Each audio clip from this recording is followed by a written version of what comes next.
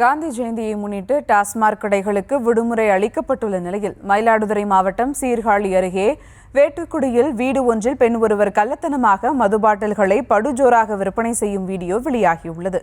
அந்த காட்சிகளை தற்போது பார்த்து வருகிறோம்.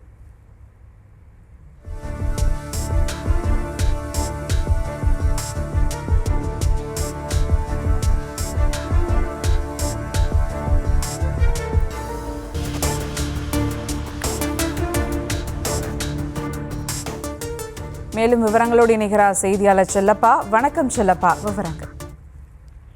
வணக்கம் சுபா. காந்தி ஜெயந்தியை முன்னிட்டு தமிழகத்திலிருந்து இன்று அரசு டாஸ்மாக் கடைகளுக்கு அனைத்து கடைகளுக்கும் விடுமுறை அளிக்கப்பட்டுள்ளது.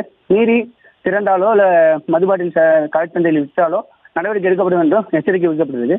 இந்த நிலையில மயிலாடுதுறை மாவட்டம் சீர்காழி அருகே வேட்டங்குடி பகுதியைச் சேர்ந்த சேகர் என்பவர் தனது வீட்டில் காரைக்கால் மதுபாட்டில்கள் மற்றும் தமிழக அரசு டாஸ்மாக் மதுபான கடையிலிருந்து மொத்தமாக வாங்கப்பட்ட குவார்டர் மதுபாட்டில்கள் 24 மணி நேரமும் விற்கப்பட்டு வருவதாகவும் தகவல் வெளியாகியுள்ளது. இந்த நிலையில தமிழகம் முழுவதும் இன்று காந்தி ஜெயந்தியை முன்னிட்டு அரசு மதுபான கடைகளுக்கு விடுமுறை அளிக்கப்பட்டுள்ள நிலையில இன்று காலையில் இருந்து சேகர் என்பது வீட்டில் மதுபானங்கள் பட்டு ஜோராக விற்கப்பட்டு வருகிறது. சேகர் என்பவரது மனைவி மதுப்பிரியர்களுக்கு மதுபாட்டில்களை விற்பனை செய்யும் வீடியோ, அந்த வீடியோவில் போலீஸ் ரவுண்ட்ஸ் வருவாங்க பார்த்துக் கொள்ளுங்கள் என்று கூறுவதும் தற்போது வைரலாகி வருகிறது.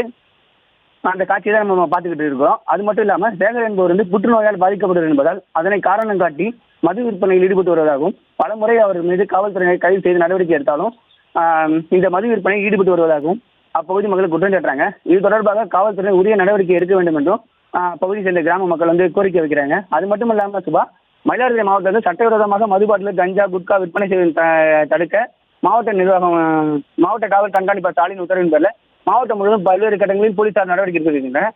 மேலும் கள்ளச்சந்தையில் மது விற்பனை நடைபெற்றால் காவல்துறை தொடர்பு கொள்ளலாம் என்று காவல்துறை சார்பில் இலவச தொலைபேசி எண் கொடுக்கப்பட்டிருக்கிறது. இருந்தும் காந்தி ஜெயந்தி அன்று மது விற்பனை நடைபெறுவது குறிப்பிடத்தக்கது. சுபா, விவரங்களுக்கு நன்றி செல்லப்பா.